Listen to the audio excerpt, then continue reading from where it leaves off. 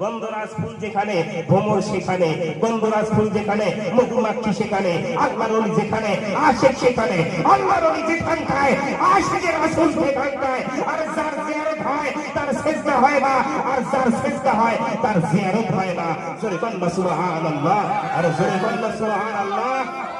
আল্লাহ কয়জন? এই আল্লাহ কয়জন? আজকে প্রমাণ করে দিয়ে দিতে চাই আমি যে যারা কয় আমরা মাজারে গিয়ে সিজদা করি, এটার মাথার তার ঠিক নেই। ঠিক নেই? আমরা ভালো করে জানি ওয়া ইলাহুকুম ইলাহু ওয়াহিদুন লা ইলাহা ইল্লা হুয়ার রহমানুর রহিম। আল্লাহ এক, আর সিজদা পাওয়ার মালিক একজন। জোরে কোন তিনি কে?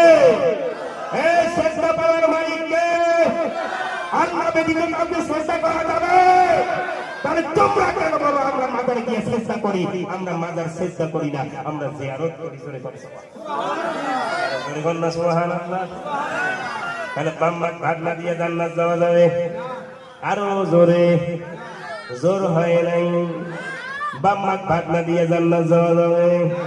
যাবে না, যাবে না, যাবে না, যাবে না। বন্ধুরে, কেন ওলি ধরা লাগে, কেন মুরিদ হওয়া লাগে? মুরিদ যদি মুরিদের মতো হয়, এই 7-12 মাসিয়ার জমিন থেকে ওই আল্লাহর ওলি যদি হক্কানি হয়, আমার নবীর দিদার এখান থেকে করায়া দিয়ে দিবে। আর জোরে বলুন সুবহানাল্লাহ। আর মাযহাবের এক মাযহাবের ইমাম ইমাম আহমদ ইবনে হাম্বল, যার ছাত্র ইমাম শাফি। জোরে বলুন সুবহানাল্লাহ। দেখেন ছাত্র কেমন, ওস্তাদ কেমন। সুবহানাল্লাহ বলবেন না? পীর কেমন, উস্তাদ কেমন, ছাত্র কেমন, মুরিদ কেমন। আর আমার দেশের হুজুর আসিয়া কয় দেশি মুরগি খাই, হে খাই না, ও খাই না। এটা কথা জিজ্ঞাসা না করে যে তোর বাম্মা